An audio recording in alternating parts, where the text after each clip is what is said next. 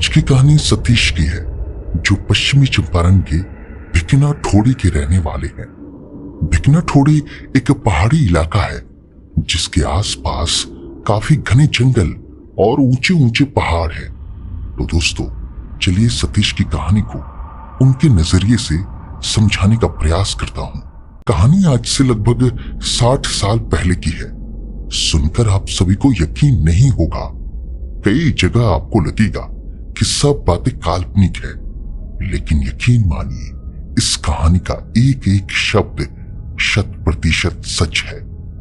आज भी हमारे पहाड़ी इलाकों में यह कहानी काफी प्रचलित है और लोग ना चाहते हुए भी पीढ़ी दर पीढ़ी इस कहानी को सुनाते आए हैं। यह कहानी है एक परेशान आत्मा की। हमारे गांव का नाम भिकना ठोड़ी है, जो बिहार के पश्चिम चंपारण जिले में पड़ता है। हमारे गांव से मात्र 700 मीटर की दूरी पे ही नेपाल पड़ता है। मतलब हमारा आधा गांव इंडिया में और आधा गांव नेपाल में। भिकना ठोड़ी का जंगल बहुत ही भयानक है। पूरे एशिया में यह जंगल प्रसिद्ध है क्योंकि यह वाल्मीकि व्याघ्र परियोजना के क्षेत्र में आता है। इस जंगल में कई बार बाघ के आदमखोर हो जाने या अन्य कई रहस्यमयी घटनाएं सामने आती रहती हैं। लेकिन इस जंगल की सबसे बड़ी और खास बात यह है कि इस जंगल को लोग भूतिया और शापित भी मानते हैं। लोगों को यहाँ भूत प्रेतों का ज्यादा डर लगता है। कारण भी है क्योंकि ये जंगल इतना घना है कि अगर आप बीच में कहीं खो गए और दिशा भ्रमित हो जाए, तब आपका बच पाना काफी मुश्किल होता है। आए दिन कई घटनाएं सामने आते रहती हैं कि इसका बच्चा खो गया और दोबारा वापस नहीं आया, फलाने को बाघ ने मार डाला या किसी का सिर धड़ से अलग पाया गया। इन्हीं सब बातों से यह जंगल काफी भयावह और भूतिया बन जाता है। यहाँ के लोगों का मानना है कि आत्माएं भूत प्रेत होते हैं क्योंकि जो भी इंसान बाघ का या किसी रहस्यमयी मौत का शिकार बनता है, वो श्रापित या पिशाच बन जाता है। गांव के ही कुछ पढ़े लिखे लोग पहले इन सभी चीजों को अफवाह या मनगढ़ंत बातें मानते थे। उनमें से एक मेरे नाना जी भी थे। लेकिन जब उनके साथ वो घटना घटी, तब से वो भी इन सभी बातों को हकीकत मानने लगे। उस गांव में एक औरत थी। उसका दिमाग कुछ ठीक नहीं था। जब से उसका पति जंगल के रास्ते में रहस्यमय तरीके से मर गया था, तब से वह कुछ अजीब सी हो गई थी। लोग उसे पागल कहते थे।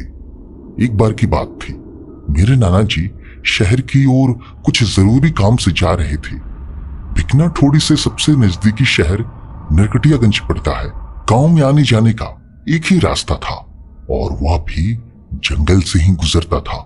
इसलिए लोग उसमें अंधेरे में डर के मारे नहीं जाते थे और शाम होते ही कोई जंगल की तरफ नहीं जाता था। मेरे नाना जी जब उस जंगल के रास्ते से जा रहे थे, गांव से कुछ ही दूर जंगल में उन्हें एक औरत की लाश पेड़ पर लटकती नजर आई। तो नाना जी एकदम डर गए और अपनी साइकिल को पूरी ताकत से भगाते हुए गांव वापस आ गए। कुछ लोगों ने उन्हें जब इस तरह से भागते देखा तो उनसे पूछा, क्या हुआ रामेश्वर, तुम तो अभी शहर के लिए निकले थे और तुम भागते हुए वापस क्यों आ गए? तब नाना जी ने बताया कि मैंने अभी किसी की लाश को पेड़ पर लटकते हुए देखा। वह लाश किसी औरत की है। देखते ही देखते सारा का सारा गांव इकट्ठा हो गया कि क्या हो गया। सभी लोग बोलने लगे, कहाँ है लाश, चलो चलकर देखते हैं। तब सारा गांव उसे देखने को चल दिया। जब सभी गांव वाले मेरे नाना जी के साथ उस जगह पहुंचे तो जो दृश्य सभी ने देखा, वो देखते ही सबकी हालत एकदम खराब हो गई। वे सभी देखते क्या है कि एक औरत की लाश पेड़ पर लटक रही है। उस औरत की लाश देखते ही गांव वालों ने कहा कि यह तो वही पागल लग रही है। कुछ लोगों ने कहा, इसे नीचे उतारो और इसका दाह संस्कार कर दो। और कुछ लोगों ने कहा, छोड़ो यार, इसका है ही कौन जो इसे आग देगा। वैसे भी इससे सारा गांव परेशान हो गया था। चलो कम से कम इससे तो पीछा छूटा। लेकिन गांव के ही कुछ बुजुर्ग लोगों ने कहा कि ऐसा नहीं कहते, शरीर का दाह संस्कार करना जरूरी होता है, नहीं तो उसकी आत्मा भटकती रहती है। तो उन्हीं में से कुछ लोगों ने कहा, हाँ जाकर उतार लीजिए आप लोग ही उसे और कर दे दाह संस्कार। बड़े आए सुझाव देने वाले। वैसे भी इस जंगल में आत्माओं की कमी नहीं है, एक और आत्मा से ही। चलो यहां से सभी। धीरे धीरे सारे लोग वहां से चलते बने। लगभग 8-10 दिन बाद तक वह लाश ऐसे ही पेड़ पर लटकती रही। किसी ने उसे उतारा तक नहीं। एक दिन अचानक उस लाश की रस्सी टूटकर पेड़ों पर कहीं अटक गई और पत्तों से छुप गई। समय बीतता गया। एक दिन गांव का नारंग नाम का व्यक्ति उसी रास्ते से जा रहा था कि उसे वही पागल औरत सामने रास्ते में दिखाई दी। वह एकदम डर गया। उसका सारा शरीर कांपने लगा और वह कुछ सोचता, उसके पहले पलक झपकते ही वह गायब हो गई। नारंग ने सोचा शायद ये मेरा मन का वहम होगा, शायद मन में उसी पागल का ख्याल आ रहा था, इसलिए वो मुझे दिखाई दी होगी।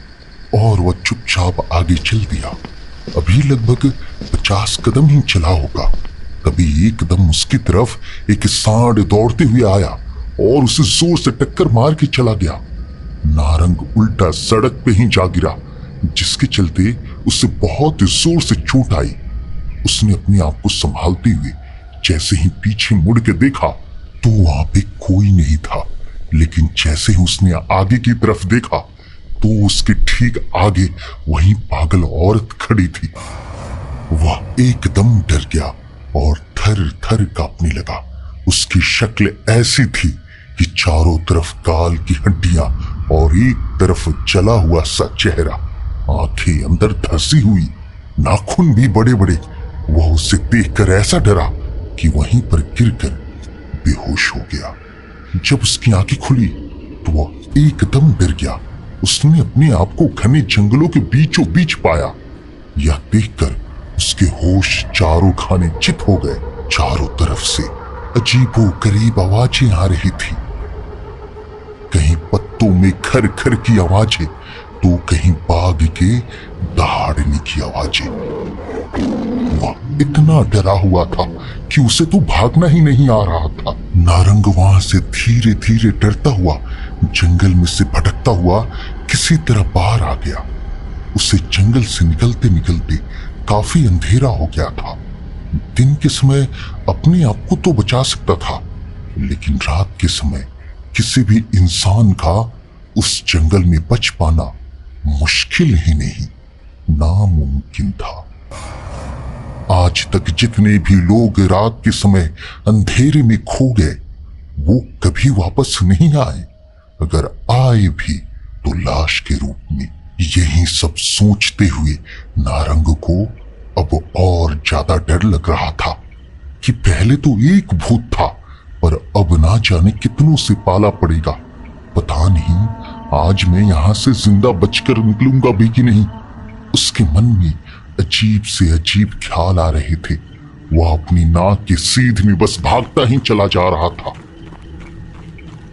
भागते भागते वो जाने कैसे जंगल से बाहर निकल कर आ गया। उसे इस हालत में देख कुछ लोगों ने उससे पूछा कि इतनी रात को कहां से आ रहे हो, तुम्हें डर नहीं लगता क्या? उसने कुछ भी जवाब नहीं दिया।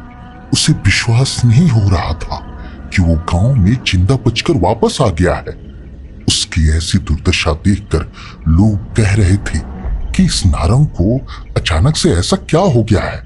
वह बिना किसी से बात किए चुपचाप घर पहुंचा और अंदर कमरे में जाकर चादर ओढ़कर चुपचाप सो गया।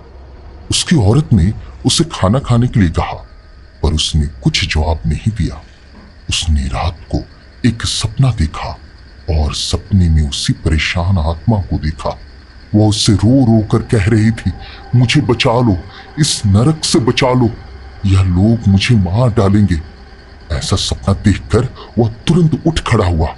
उसके माथे से पसीना निकल आया था और वह यह सोच रहा था कि यह सब मेरे ही साथ क्यों हो रहा है। सुबह हो गई थी। लेकिन नारंग नहीं जागा। तब उसकी पत्नी ने उसे जगाने के लिए हाथ लगाया, तो जैसे ही नारंग अपनी पत्नी की तरफ मुड़ा, उसे उसके पत्नी के चेहरे में भी उसी पागल औरत का चेहरा दिखा। वह जोर से चिल्ला पड़ा। तब उसकी पत्नी ने उसे हिम्मत देते हुए कहा, अरे मैं हूं राधा, डर क्यों रहे हो? क्या हुआ है तुम्हें? शाम से कुछ अजीब से डरे हुए लग रहे हो। ना शाम को खाना खाया, तुम्हें आखिर हुआ क्या है? मुझे बताओ। नारंग अपनी पत्नी की आवाज सुनकर अपने आप को थोड़ा बहुत संभालते हुए बीती रात की सारी घटना बता दिया। धीरे धीरे यह बात सारे गांव में फैल गई कि वह पागल औरत भूत बन गई है। तभी कुछ लोगों ने बताया कि रात को यही आवाज कुछ लोगों ने सुनी जो जंगल से आ रही थी कि मुझे बचाओ, मुझे इस नरक से निकालो। अब तो सारे लोग परेशान थे कि शहर का जाने का रास्ता भी बंद हो गया। अब हम लोग क्या करें? तब कुछ लोगों ने कहा कि हम लोगों को किसी ओझा या गुणी आदमी की सलाह लेनी होगी कि आखिर यह सब माजरा क्या है। तब किसी एक आदमी ने कहा कि पास के गांव प्रेमनगर में सुकुमार भगत जी रहते हैं। वह आत्माओं के बारे में बहुत कुछ जानते हैं। जब दिनेशवा के लड़के को एक आत्मा ने पकड़ लिया था, तब उन्हीं ने उस आत्मा से उसे छुड़ाया था। तब कुछ लोगों ने कहा, हाँ यही ठीक रहेगा। सब लोगों ने उस भगत जी को गांव में बुलाया और उन्हें सारी घटना बता दी। भगत जी ने कहा कि तुम लोगों ने उसके शरीर को ना जलाकर बहुत बड़ी गलती कर दी। चाहे वह कैसे भी थी, इतना बड़ा जंगल होके भी तुम लोगों से 4 लकड़ियों का बंदोबस्त नहीं हो पाया था। इंसान कैसा भी हो, जब वह मर जाता है तो उसका दुश्मन भी उसकी अर्थी को कंधा देने को आ ही जाता है। परंतु तुम लोगों ने तो सारी सीमाएं ही तोड़ दी। चलो, अब जो भी हो गया है उससे निपटने के लिए अब तैयारी करना ही पड़ेगा। तब भगत जी ने हवन किया और अपना ध्यान लगा के देखा तो उन्होंने जो सभी को बताया, यह सुन गांव के सभी लोग डर के कारण एक जगह बेसुध होकर खड़े के खड़े रह गए। भगत जी ने बताया कि जब वो ध्यान लगा रहे थे तब उन्हें वह आत्मा बंधी हुई नजर आई।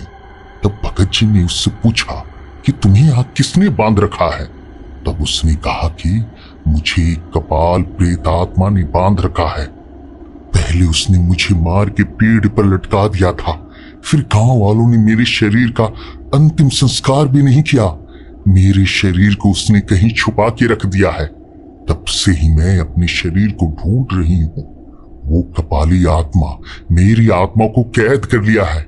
मुझे मुक्ति तभी मिलेगी जब तक मेरे शरीर का अंतिम संस्कार नहीं हो जाता। मैंने नारंग को भी यह बात बतानी चाहिए। जब तक मैं उसे कुछ बताती, पर उससे पहले उस हरामखोर कपाली ने सांड बनकर उसे चोट पहुंचाकर बेहोश कर दिया। तब मैंने जैसे तैसे करके उससे बचा लिया। तब भगत जी सब कुछ समझ गए और उससे कहा कि तुम चिंता मत करो, मैं तुम्हें अवश्य मुक्ति दिलाऊंगा। इतना कहकर भगत जी ने जल्दबाजी में कहा, चलो मुझे उस पेड़ के पास ले चलो जहां वह मरी थी। भगत जी ने कहा कि जिस तरीके से अंतिम संस्कार करते हैं वह सारा सामान ले चलो। तब गांव वालों ने सारा सामान लेकर उनके पीछे पीछे चल दिए। पंडित जी आगे आगे और गांव वाले उनके पीछे पीछे। उन्होंने देखा कि वह पेड़ तो बहुत बड़ा हो गया है और वह बहुत घना भी हो चुका है और लाश का कुछ भी अता पता नहीं है और ना ही उसकी हड्डियों का। तब भगत जी ने कहा कि सारे लोग ऊपर चढ़ के ढूंढो, हमें यह काम शाम होने से पहले करना होगा। उनकी बात सुनकर सारे लोग उस पेड़ पर चढ़कर उस लाश को ढूंढने लगे। बहुत देर तक वह लाश नहीं मिली। सारे लोग यह सोचने लगे कि आखिर लाश गई तो गई कहां? ना हड्डियों का पता है और ना ही किसी शरीर के अन्य अंगों का। अंत में भगत जी ने अपनी पोटली में से कुछ नींबू निकाले और सबको देते हुए कहा, जहां यह नींबू लाल हो जाए समझना वहीं पर लाश है। लगभग 2-3 मिनट बाद एक आदमी जोर से चिल्लाते हुए कहा, यह रही लाश, यह तो हड्डियों का ढांचा है। उसका इतना कहते ही सारे लोग चीखने लगे, भूत भूत। उनके सामने एक भयानक आदमी खड़ा था। उसके यह बड़े बड़े दांत, आंखें लाल लाल, मुंह भेड़िए जैसा, ये बड़े बड़े नाखून। लोग डर के मारे ऊपर से कूद गए। एक को तो उस भेड़िए ने ऐसे पकड़ के फेंका कि वह सीधा नीचे आके गिरा। वह खूंखार कपाली जानवर जोर जोर से हंसते हुए चिल्लाने लगा, कोई नहीं ले जाएगा इसे, यह मेरी है। मेरे श्रापित होने के बाद मैं बिल्कुल अकेला हो गया था। कितने वर्षों तक मैंने किसी का साथ पाया है और तुम लोगों को इतनी हिम्मत की मुझसे अलग करने आ गए। इतना कहते ही वह कपाली शैतान गुस्से में सारा पेड़ झकझोर दिया। ऐसा होता देख भगत जी ने जोर जोर से मंत्र पढ़ना शुरू कर दिया। भगत जी को मंत्र पढ़ते देख वह पिशाच उन पर हमला बोल दिया। उठाकर इतना जोर से उछाला कि भगत जी कुछ दूर जाके गिरे, लेकिन भगत जी की हिम्मत को दाद देनी पड़ेगी। इतनी जोर से चोट लगी, लेकिन फिर भी उन्होंने मंत्र पढ़ना बंद नहीं किया। उन्होंने मंत्र पढ़ पढ़ के उसके ऊपर अपनी पोटली में से कुछ राख फेंकी। वो राख जहां जहां उसके शरीर पर पड़ी, उसका शरीर वहीं से गलता जा रहा था। उसका एक हाथ टूट कर गिरा। वह भगत जी के ऊपर झपट्टा मारना चाहा, लेकिन वो उस जगह से हट गए और वह पिशाच उनके ऊपर से होते हुए नीचे जा गिरा। भगत जी ने फिर मंत्र पढ़ के उसके शरीर पर पूरा का पूरा राख मारा। वह शैतानी पिशाच वहीं पर ढेर हो गया। लेकिन खेल यहीं पे खत्म नहीं हुआ था। अब उसकी आत्मा निकल के एक गांव वाले के अंदर घुस गई। उसने गांव वालों को ही मारना शुरू कर दिया। बदकिस्मती से उसने एक का सिर फाड़ दिया और एक का हाथ चबा डाला। वह धीरे धीरे और ज्यादा खतरनाक होती जा रहा था। इधर धीरे धीरे शाम भी होती जा रही थी। भगत जी ने उसकी ओर एक रस्सी फेंकी और दूसरी ओर एक आदमी ने पकड़ के उसे एक पेड़ से बांध दिया और उसको 2-4 मंत्र पढ़ के मारे। और अब वह शैतान राख पढ़ते ही थोड़ा कमजोर हो गया। भगत जी ने लोगों से कहा, शाम होने वाली है, इससे पहले यहाँ और आत्माएं आए, पहले उस शव को नीचे उतारो, उसका अंतिम संस्कार कर दो। तब कुछ लोगों ने उसे उठाकर लकड़ियों पर लिटाकर आग लगा दी। वह पेड़ से बंधा हुआ चिल्लाए जा रहा था, मत जलाओ उसे, मत जलाओ। देखते ही देखते वह हड्डियां राख के ढेर में परिवर्तित हो गई। उसमें से एक ज्वाला उठती हुई बाहर आई और भगत जी को नमस्कार किया और कहा कि अगर इसको मारना है तो उसके पहले वाले शरीर को जला दो, तब वह खुद उसके शरीर से बाहर निकल जाएगा। ऐसा कहते हुए वह आग का गोला बनकर आकाश की ओर चली गई। तब भगत जी ने देर न करते हुए उसके शरीर को ढूंढकर उसे भी जला दिया। अब वो शैतान जो गांव वाले के शरीर में घुसा हुआ था, वो अब और अधिक जोर जोर से चिल्लाने लगा, मुझे मत जलाओ, मुझे मत जलाओ। तब तक आग उसके शरीर को जला चुकी थी और उसकी आत्मा उस गांव वाले के शरीर से निकलकर आकाश में चली गई। तब उस आदमी को रस्सी से खोल दिया गया। वह इंसान अब होश में आ चुका था। सारे लोग उसे लेकर गांव आए और सबने भगत जी को राम राम कहा और भगत जी सबको आशीर्वाद देते हुए अपने गांव चले गए। तब से उस गांव में शांति तो आ गई, लेकिन अब भी रात के समय किसी भी इंसान को हिम्मत नहीं होता कि जंगल वाले रास्ते से शहर जाए।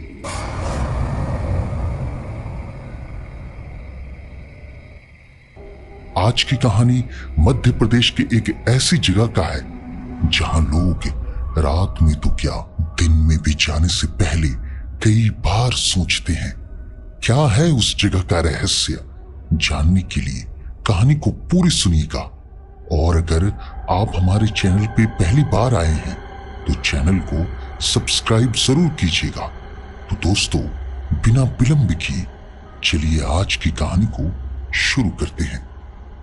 क्या कभी आपने ऐसा सोचा है कि हमारे भारत देश में ऐसी कितनी सारी रहस्यमयी जगहें हैं जहां जाना तो दूर, कई इंसान तो उन जगहों का नाम लेने से भी डरते हैं। मगर मैं कुछ हटकर था। मेरे मन में बस एक ही चाह थी कि कैसे भी करके मुझे भारत की सारी रहस्यमयी जगहें जाकर लोगों का डर खत्म करना है। आज हम ऐसे युग में रह रहे हैं जहां इंसान बहुत मॉडर्न हो चुका है और अब वह पुराने दिन नहीं रहे। और यह बात 100% सच भी है। इसलिए मैंने तो अपनी जिंदगी में काले जादू टोना या भूत प्रेत अंधविश्वास को ना ही बढ़ावा दिया और ना ही कभी यकीन किया। नमस्कार, मेरा नाम सोहम है और मैं असम के सिलचार शहर से हूं। मेरे घर में मैं, मेरी पत्नी और माँ पिताजी रहते हैं। घर से दूर जाने का मन नहीं था, इसलिए आसाम में ही एक कॉल सेंटर में काम करना शुरू कर दिया। आसाम में ही मेरे कुछ जिगरी दोस्त भी रहते हैं। प्रभास और दीप दफ्तर का काम खत्म करने के बाद हर शाम हम तीनों वहीं पुरानी चाय की टपरी पर मिलते और इधर उधर की बात करने में समय व्यतीत करते। आज काम बहुत अधिक था, इसलिए शाम को घर से टपरी पर जाते जाते थोड़ा सा लेट हो गया था। प्रभास, जो उस वक्त मेरे बिना अकेले अकेले चाय की चुस्की ले रहा था, मुझे आता देख मजाक करते हुए जोर से चिल्लाया, दीप, वह देख, शैतान का नाम लिया और शैतान हाजिर। क्यों भाई सोहम, आज क्या बात है? इतना देरी से क्यों? बीवी से झगड़ा वगड़ा हो गया है क्या? हमेशा की तरह प्रभास की बेतुकी बात पर मैं मुस्कुराते हुए बोला, भाई, मेरे घर का हाल तेरे जैसे नहीं है। इस बात पर प्रभास चिढ़ गया, भाई तू भी ना।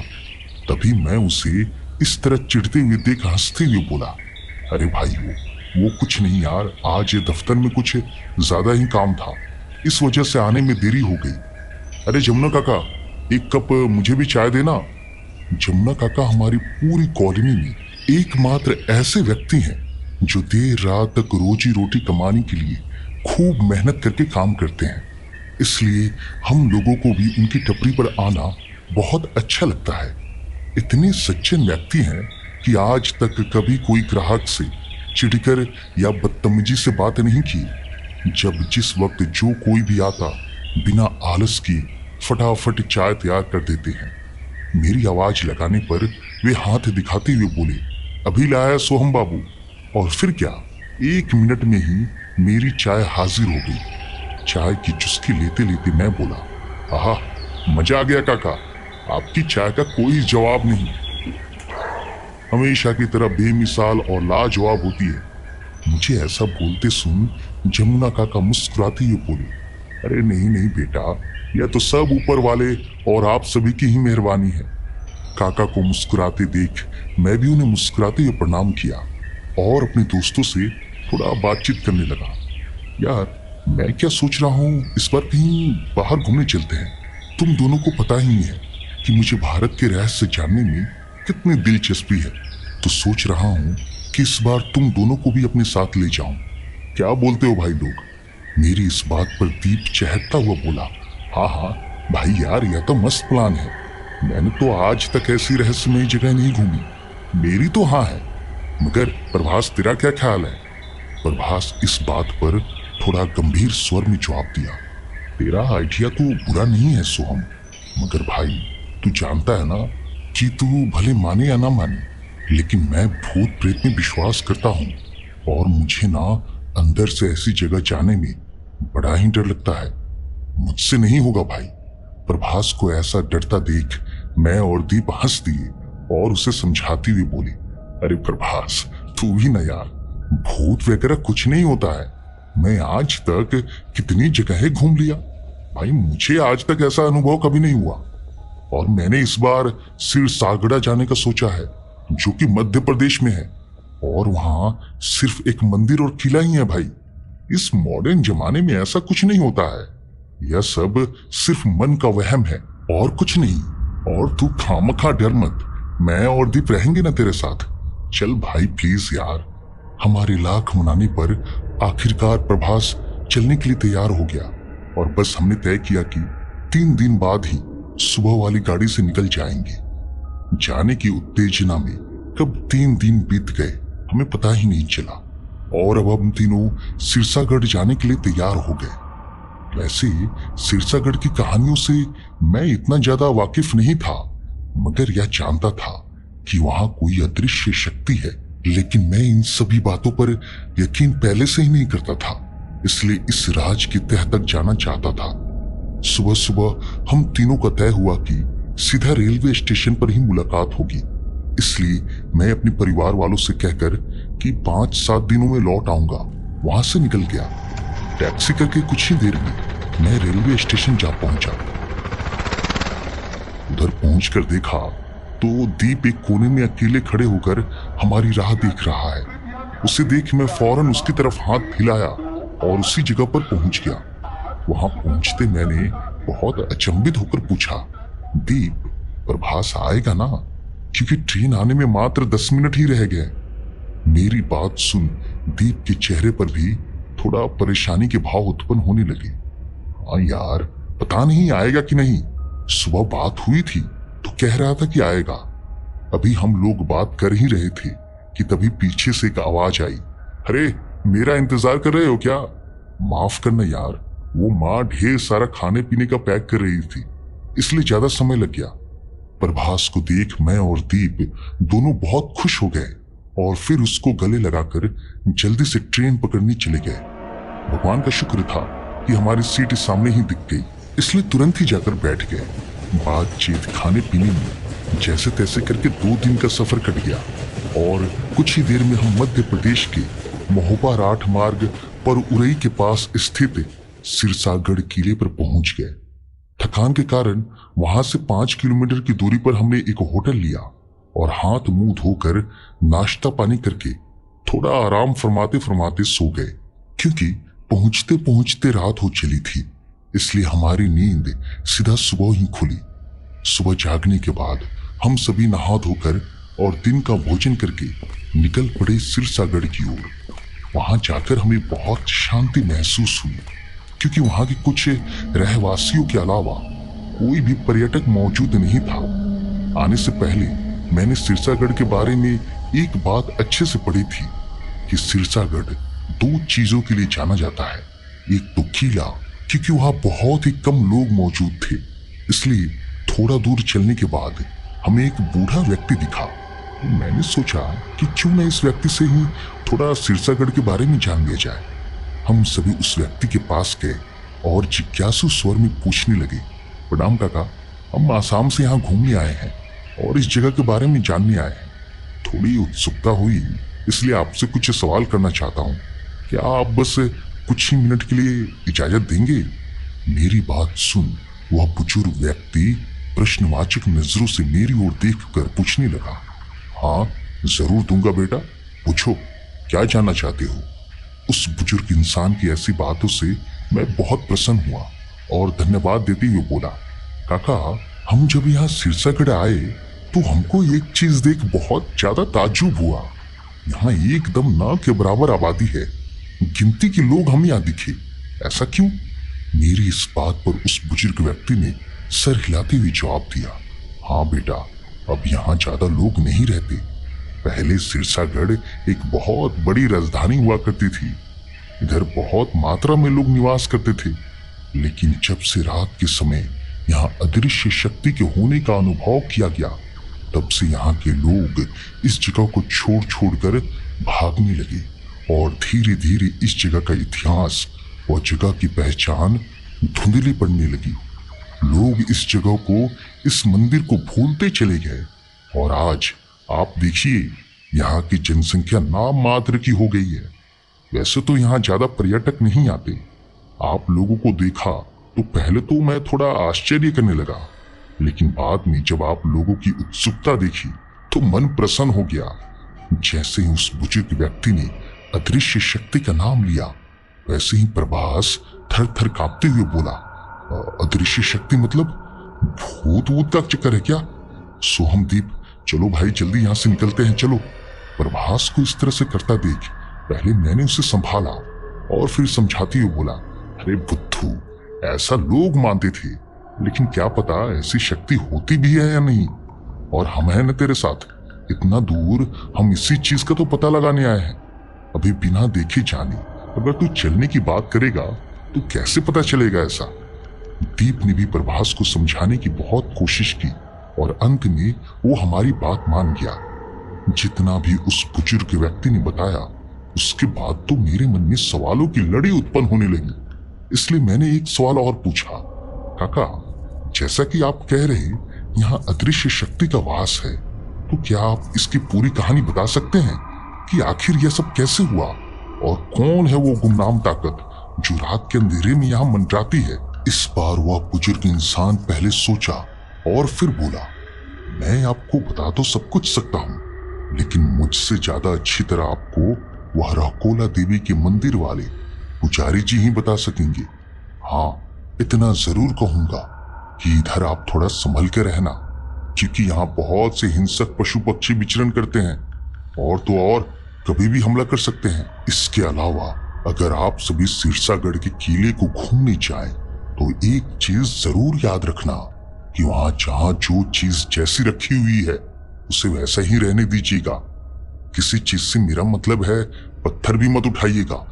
जिन भी लोगों ने उस किले की वस्तुओं को किले से बाहर ले जाना चाहा, वैसे ही उनके साथ कुछ बहुत ही रहस्यमयी घटना घटित हो गई। बस साहब, आप इन सभी बातों का ध्यान रखिएगा। अब हमें इजाजत दीजिए, नमस्कार। उस बुजुर्ग व्यक्ति की बात को ठीक तरह से सुन और उसे नमस्कार कर हम सभी रौकोला देवी के मंदिर की ओर बढ़ गए। घने जंगल के बीचों बीच स्थापित यह मंदिर दिखने में तो बहुत ही ज्यादा खूबसूरत दिख रहा था। एकदम खुला हुआ और पुरातत्व के पत्थरों से बना हुआ यह मंदिर दिखने में बड़ा ही आकर्षित लग रहा था। चप्पल जूते उतारकर मैं और मेरे दोस्त हम सभी अंदर गए। माता रानी के आगे माथा टेक और प्रसाद भी ग्रहण किया। थोड़ी ही देर में हमें वहां काम करने वाला एक कर्मचारी दिखा, तो हम सभी उसी के पास जाकर उस मंदिर के बारे में थोड़ी जानकारी हासिल करने लगे। जय माता दी भैया, पंडित जी कहाँ हैं? हमें उनसे मिलना था। हमें पूछता हुआ सुन वह कर्मचारी हाथ जोड़ते हुए उत्तर दिया, जय माता दी साहब, पंडित जी अभी स्नान करने गए हैं, आप लोग यहाँ विश्राम कीजिए, वे बस आते ही होंगे। उन भैया को नमस्कार कर मैंने सोचा कि क्यों ना जब तक पंडित जी आ रहे हैं इन्हीं से थोड़ी जानकारी ले ली जाए। तभी मैं उन भैया से बड़े ही विनम्र भाव से पूछा, भैया हम आसाम से आए हैं, इस जगह के बारे में बहुत कुछ सुन रखा है, इसलिए आज हम वास्तव में यहाँ के लोगों से जानने आए हैं। अगर आप ज्यादा व्यस्त ना हो तो कुछ चीजें आप बता सकेंगे? उन कर्मचारी भैया ने हामी भरी तो मैं आगे कहने लगा, भैया इस मंदिर के बारे में लोग कहते हैं कि यह रहस्यमयी है, तो क्या यह बात सच है? कर्मचारी एकदम आत्मविश्वास भरी आवाज में बोला, आपने बिल्कुल सही सुना है साहब, इस मंदिर से जुड़ी वाकई कुछ रहस्यमयी चीजें हैं। मैं आपको बताता हूँ, इस मंदिर में रोज सुबह द्वार खुलने से पहले ही कोई पूजा किया हुआ होता है।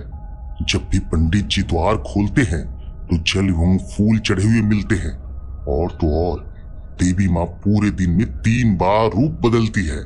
हमें इसके पीछे का कारण इतना अच्छे से नहीं मालूम साहब, मगर अभी पंडित जी आएंगे ना तो वो आपको इस मंदिर से जुड़ी हर एक चीज बहुत ही अच्छे से बताएंगे। क्षमा करना साहब, थोड़ा काम अभी भी बाकी है, आप लोग यहीं सीढ़ियों पर बैठकर कुछ देर प्रतीक्षा कर लीजिए, पंडित जी आते ही होंगे।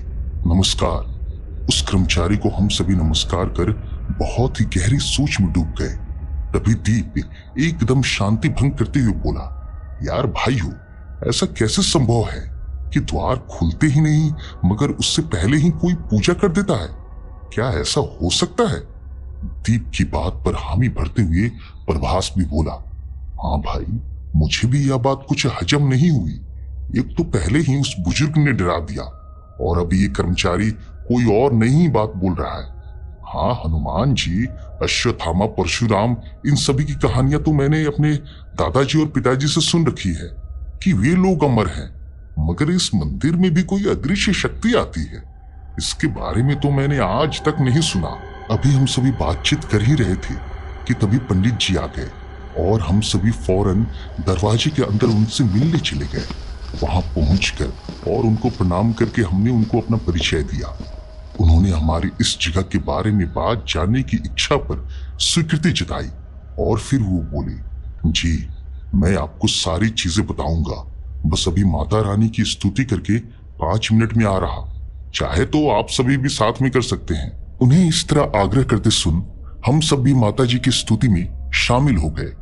कुछ ही देर बाद स्तुति समाप्त हुई और प्रसाद ग्रहण करके हम सभी पंडित जी द्वारा दी गई कुर्सियों पर बैठ गए और एकदम विलीन होकर उस रहस्यमयी जगह के बारे में जानने लगे। पंडित जी एकदम शांत भाव से उस जगह के बारे में बताने लगे। 18वीं शताब्दी में इस मंदिर का निर्माण चंदेल राजाओं द्वारा किया गया था और यहाँ देवी रहकोला की प्रतिमा की स्थापना आल्हा और उदल के बड़े भाई सिरसा राज्य के सामंत वीरमल खान एवं उनकी पत्नी रानी गजमोतीन द्वारा किया गया था। वीरमल खान रहकोली देवी के बहुत बड़े भक्त थे, इसलिए उनकी स्तुति करने वे हिंगलाज जाया करते थे, जो आज हिंगलाज माता का मंदिर पाकिस्तान के बलूचिस्तान प्रांत के हिंगलाज में हिंगोल नदी के तट पर स्थित है। वहीं की यह देवी जी है जो हमारे यहाँ स्थापित की गई थी। एक दिन उन्होंने देवी जी की आराधना करते हुए उनसे यह मांगा कि मैया, हमारी जो राजधानी है सिरसागढ़, वो यहाँ से बहुत दूरी पर बसी हुई है, इसलिए मैं आपसे हाथ जोड़कर विनती करता हूँ, आप मेरे साथ हमारे सिरसागढ़ चलिए, वहीं आपका मंदिर बनवाया जाएगा और वहीं आपकी पूजा होगी। वीरमल खान की यह बात सुन माता जी बोली कि ठीक है, मैं तुम्हारे साथ चलूंगी, मगर सिर्फ एक आसन पे। इस बात से मलखान बहुत प्रसन्न हुआ और अपने सर पर उन्हें विराजमान करके निकल पड़ा सिरसागढ़ की ओर। वर्तमान में जो यह रहकोला देवी का मंदिर है ना, पहले इस जगह पर एक पीपल का वृक्ष हुआ करता था। उस वक्त जब वीरमल खान को पानी की प्यास लगी तो वह देवी को उसी पीपल के नीचे रखकर जल के लिए इधर उधर भटकने लगा। इस वक्त वह भूल गया था कि देवी माँ उसे बोली थी कि मैं सिर्फ एक आसन चलूंगी। जब जल ग्रहण करके वह वापस आया और जैसे ही उन देवी माँ को दोबारा अपने सर पर रखने का प्रयास किया तो वह मूर्ति अब टस से मस नहीं हुई, इतनी ज्यादा वजनदार हो गई कि वीरमल खान से उठ ही नहीं रहा था। और तभी इसी जगह पर उनके मंदिर का निर्माण किया गया। वीरमल खान रहकोला देवी का सबसे बड़ा भक्त था और मंदिर की स्थापना के बाद सबसे पहली पूजा वीरमल खान द्वारा ही की गई थी। इसलिए ऐसा माना गया है कि देवी जी के पट खुलने से पहले ही वहां वीरमल खान और उनकी पत्नी रानी गजमोतीन की आत्मा पूजा करने हर रोज आती है। इसलिए हमें रोज सुबह देवी माँ के पद चिन्हों पर जल और 2 फूल चढ़े हुए मिलते हैं। इसके पीछे एक और कहानी है। वीरमल खान की पत्नी गजमोतीन के सती होने की कहानी। जो रहकोला देवी थी वो वीरमल खान की आराध्य देवी थी और यह बात जब वीर पृथ्वीराज चौहान को पता चली तो उन्होंने एक रोज वीरमल खान को युद्ध के लिए ललकारा और वीरमल खान ने पृथ्वीराज का यह प्रस्ताव स्वीकार कर लिया। जिस दिन युद्ध हुआ उस दिन जैसे ही वीरमल खान अपने घोड़े पर सवार होकर युद्ध के लिए कूदे, वैसे ही उनका घोड़ा और वो एक गहरी खाई में जा गिरी और उनकी तलवार उनके पैरों में आकर घुस गई, जिस वजह से उनकी ही मृत्यु हो गई। जब रानी गजमोतीन को यह सूचना मिली तो उन्होंने वीरमल खान के शव को उठाया और उसी खाई में बैठकर सती कर लिया। ऐसा भी कहा जाता है कि अर्धरात्रि में 12 बजे यहां से कोई लौट नहीं सकता। इसके अलावा पूर्वज यह भी बताते हैं कि इस मंदिर के आगे एक बावड़ी बनी हुई है और उनमें से एक सुरंग निकला है जो सिरसागढ़ के किले तक जाती है और उसी सुरंग से होकर वीरमल खान और उनकी पत्नी गजमोतीन यहाँ देवी माँ की पूजा करने आते हैं। पंडित जी की इस मंदिर के बारे में पूरी कहानी सुनकर भी हम लोगों को जरा भी यकीन नहीं हो रहा था कि ऐसा भी हो सकता है, भला कोई मरकर यहाँ कैसे पूजा करने आ सकता है। इसलिए मैंने पंडित जी से विनम्र शब्दों में कहा, यह कहानी वाकई दिलचस्प है पंडित जी, लेकिन अगर आपकी इजाजत हो तो हम लोग खुद एक बार देखना चाहते हैं। क्या आज रात हम सभी इस मंदिर में रुक सकते हैं? मेरी इस बात पर पंडित जी ने बिना समय गंवाए तुरंत हमें रुकने की इजाजत दी थी और फिर हम सभी मंदिर का चप्पा चप्पा देखने लगे। पंडित जी ने जिस सुरंग के बारे में बताया था उसे भी देखने की हमारी बहुत इच्छा थी, इसलिए हम सभी पंडित जी के कर्मचारी के साथ वह बावड़ी देखने चले गए। हमें उस कर्मचारी ने बताया कि यह बावड़ी यहाँ हजारों साल पहले से स्थित है और इसे यहाँ के लोगों द्वारा इस्तेमाल भी किया जाता है और पूरे गांव को पानी इसी बावड़ी से मिलता आ रहा है। क्योंकि इस इलाके में पानी की बहुत कमी होती है, इसलिए इस परेशानी से बचने के लिए हमारे यहाँ इस तरह की बावड़ी बहुत सी जगह बनी हुई है। उस इंसान की यह बात सुन मैंने एकदम जिज्ञासु होकर एक सवाल और किया, भैया क्या अभी भी यहाँ से कोई रास्ता निकलता है? जैसा कि आपने बताया यहाँ से 5 किलोमीटर दूर सिरसागढ़ का किला है, तो क्या वहां तक पहुंचा जा सकता है? वह कर्मचारी जो बोला उसके बाद हम सभी एकदम हैरान रह गए। उस कर्मचारी ने कहा, हाँ बिल्कुल जाया जा सकता है, आइए मेरे साथ। हमने आज तक की पूरी जिंदगी में कभी किसी मंदिर में ऐसी इतनी लंबी सुरंग कभी नहीं देखी थी, इसलिए अंदर जाकर देखने की मेरी बहुत इच्छा थी। मगर प्रभास के डर के कारण दीप और प्रभास वहीं मंदिर में ठहर गए, किंतु मैं उस कर्मचारी के साथ गुफा जैसे दिखने वाली सुरंग में घुस गया। घुसते ही मैंने देखा कि वह रास्ता बहुत संकरा था और उसमें ढेर सारी सीढ़ियां थी। 2 मंजिल नीचे उतरने के बाद हमने देखा कि वहां अब रास्ता खत्म है। हमारे सामने पानी भरा हुआ दिखाई दे रहा था, आगे जाने का रास्ता बिल्कुल भी नहीं दिखाई दे रहा था। इस पानी को पार करके उस ओर जाना किसी के लिए भी मुमकिन नहीं था। तभी उस कर्मचारी ने मुझसे इस चीज का कारण बताते हुए कहा, साहब पहले इस बावड़ी को पार करना आसान था और लोग जानते भी थे, लेकिन अब यह बावड़ी बहुत गहरी हो गई है, जिसके कारण रास्ता बंद कर दिया गया है। उस कर्मचारी की बात में हामी भरते हुए मैंने यही सोचा कि अब दूसरे छोर पर ही जाकर पता लगाया जा सकता है कि क्या वाकई इस सुरंग को पार करके कोई मंदिर तक आ सकता है। दूसरे छोर पर जाकर भी यही पता चला कि 3 मंजिल नीचे फिर से वही रास्ता बंद है और आगे की तरफ बहुत गहरा पानी और उस पानी से भी अधिक जहरीले जीव जंतु। अब यह सारी चीजों को देखकर मेरा दिमाग घूम रहा था, क्योंकि मैं आत्माओं में विश्वास नहीं करता था और इस जगह पर आत्माएं आकर पूजा करती हैं। यह बात कुछ हजम नहीं हो रही थी, क्योंकि रात को यह पता लगाने हमें आना ही था कि क्या वाकई ऐसा होता भी है, क्या यह महज एक अफवाह है। यही सोचते सोचते मैं फिर उस कर्मचारी की बाइक पर बैठकर मंदिर चला गया, जहां मेरे दोनों दोस्त मेरे आने का इंतजार कर रहे थे। वहां पहुंचते ही दीप ने मुझसे सारी बात पूछी, तो मैंने एक एक चीज उसे अच्छी तरह से बता दी। वह भी इसी बात से हैरान हो रहा था कि सबसे पहले मरने के बाद भला किसी की आत्मा यहाँ कैसे आकर पूजा कर सकती है, और दूसरी यह कि बावड़ी कुछ मंजिल उतरने के बाद रास्ता बंद होने के बाद भी भला कोई इतने गहरे और जहरीले जीव जंतु का सामना कर कैसे उस बावड़ी को पार कर सकता है। यह बात हम सभी को बहुत अजीब लगी। अब तो जो कुछ भी होना था वह रात के समय ही होना था। धीरे धीरे शाम हो चली थी, इसलिए हम लोगों ने तय किया कि पहले होटल चलकर खाना खाते हैं और मंदिर बंद होने के समय यहाँ पर आ जाएंगे। यही सोचकर हम सभी होटल चले गए। होटल पहुंचकर थोड़ा खा पीकर और आराम करके ठीक 10 बजे के करीब फिर से निकल पड़े।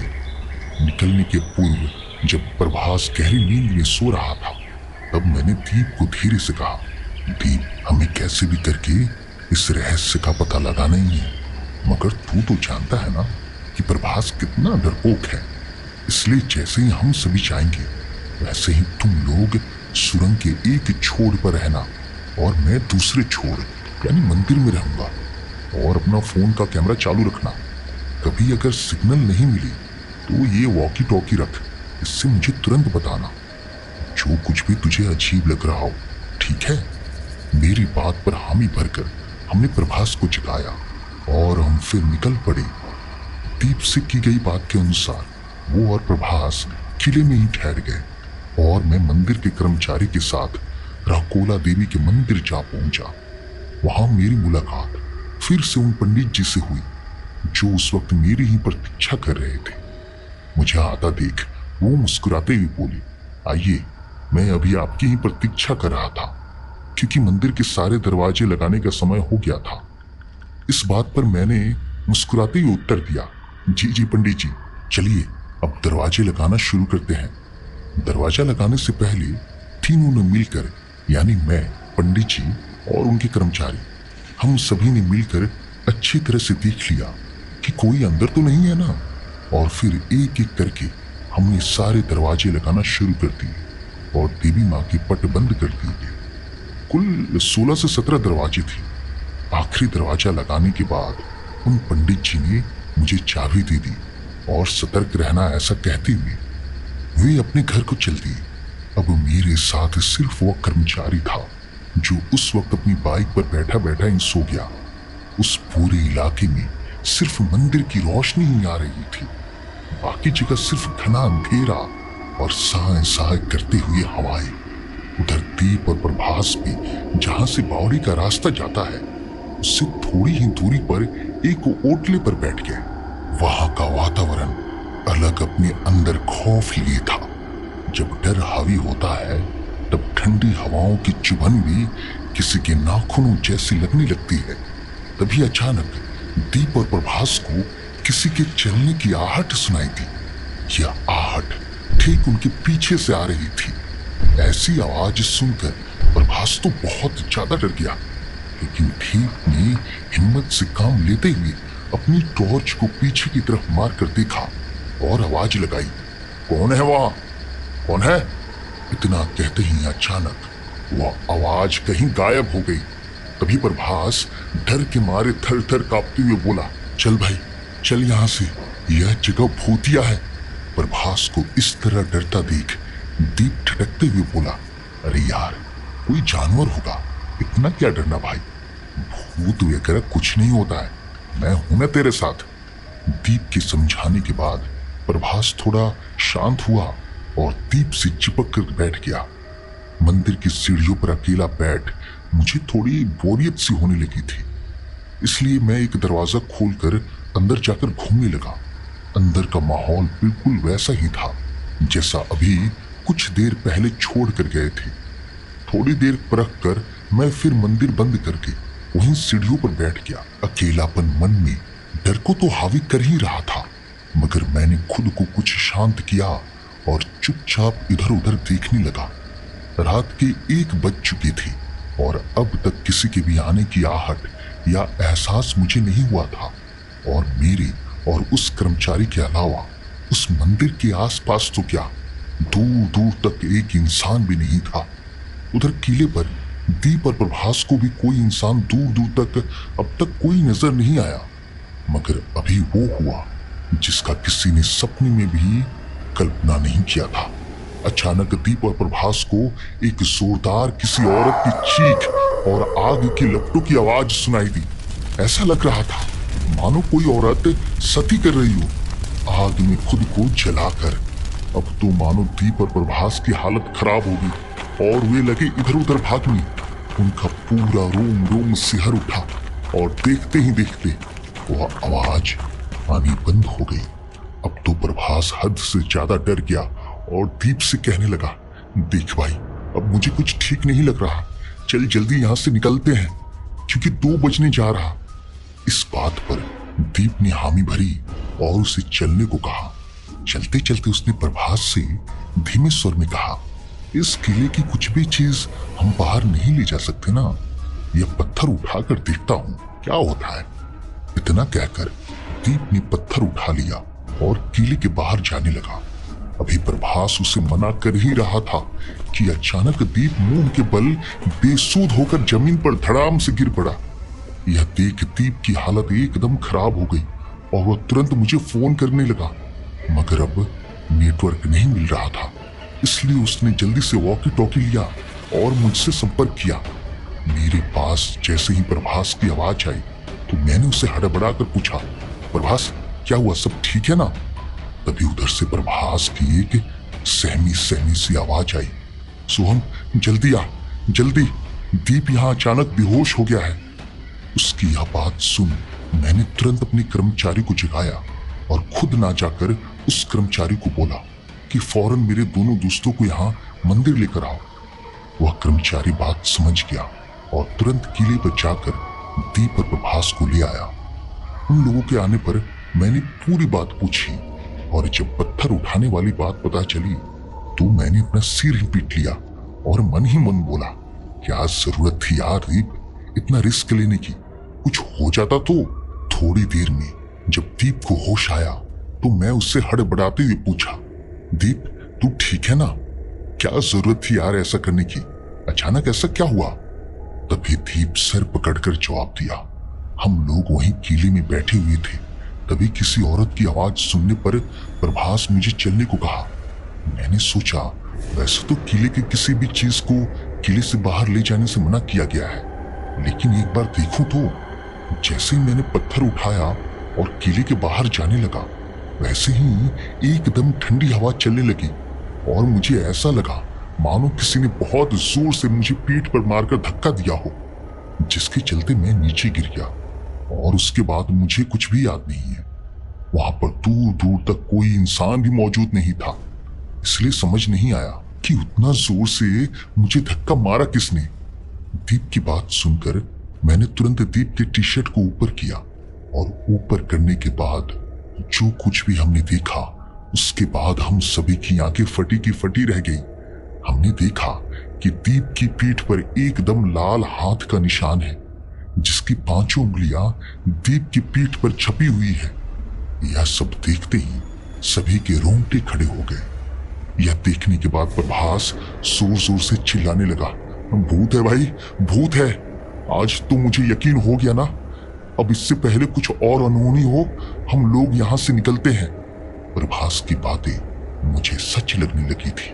पहली बार मुझे भूत प्रेत आत्माओं पर विश्वास होने लगा था। मैं बस यही सोच रहा था कि इस किले पर दीप और प्रभास के अलावा जब कोई मौजूद था ही नहीं तो फिर किसने दीप को इतना जोर से पीठ पर मारा?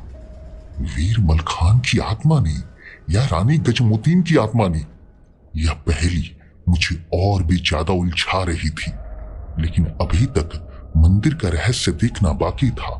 इसलिए मैंने दीप और प्रभास से कहा, तुम लोग इसकी बाइक लेकर निकलो, मैं तुम लोगों को कल सुबह मिलता हूं। मेरी इस बात पर प्रभास बहुत अधिक चिढ़ गया और अजीब ढंग से मुझे देखते हुए दीप को पीछे बैठाकर वहां से बिना कुछ बोले निकल गया। मैं जानता था प्रभास मेरे इस तरह के रवैये से नाराज तो होगा, लेकिन मेरे अंदर बस यही था कि इतना दूर आए हैं तो बिना जांच पड़ताल किए मैं यहां से नहीं जाऊंगा।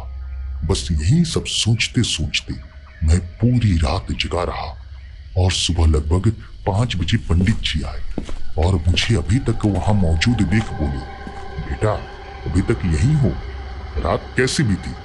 किसी को देखा फिर तुमने? मैंने इस बात पर उन्हें थकी हुई आवाज में जवाब दिया, रात भर सोया नहीं हूं पंडित जी। कर्मचारी और मेरे अलावा यहाँ कोई नहीं आया। आप पहले इंसान हैं जिसको हमने पूरी रात के बाद अभी सुबह देखा। मेरी इस बात पर पंडित जी मुस्कुराते हुए बोले, ठीक है बेटा, तो तुम तैयार हो अंदर चलने के लिए?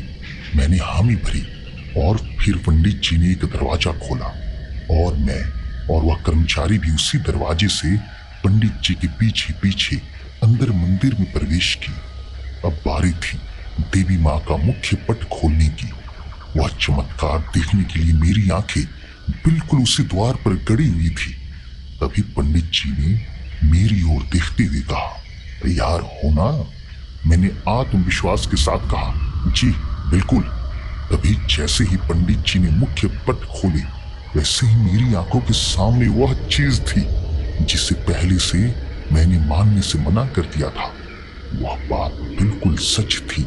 सचमुच देवी माँ के पद चिन्ह पर 2 गुलाब के ताजे ताजे फूल चढ़ाए गए थे और जल से उन पद चिन्हों को धोया भी गया था। यह देख मेरी आंखें फटी की फटी रह गई। मुझे यकीन ही नहीं हो रहा था कि पूरी रात भर मैं जगा रहा, ना वहां कोई व्यक्ति आया था और सारे द्वार भी अच्छे से बंद भी थे, तो किसने वह फूल चढ़ाए? और पूजा किसने की। यह सब घटनाएं देख मैं एक बात अच्छे से समझ गया था कि जिसकी श्रद्धा भक्ति सच्ची होती है वह मरने के बाद भी भगवान से मोह करना नहीं छोड़ पाता, और न अपने घर या किले से।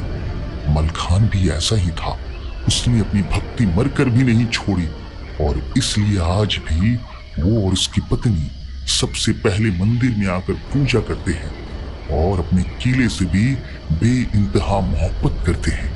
इसलिए अगर कोई उस किले का पत्थर भी उठाकर ले जाता है तो फिर वे लोग उसे नहीं छोड़ते। उस दिन से मैंने अदृश्य शक्तियों में, भूत प्रेतों में विश्वास करना शुरू कर दिया था, क्योंकि अपनी जिंदगी में पहली बार मैंने आंखों देखी घटनाएं एकदम मेरे सामने थी। एकदम सभी चीजों का मैंने अनुभव की थी। जय माता दी।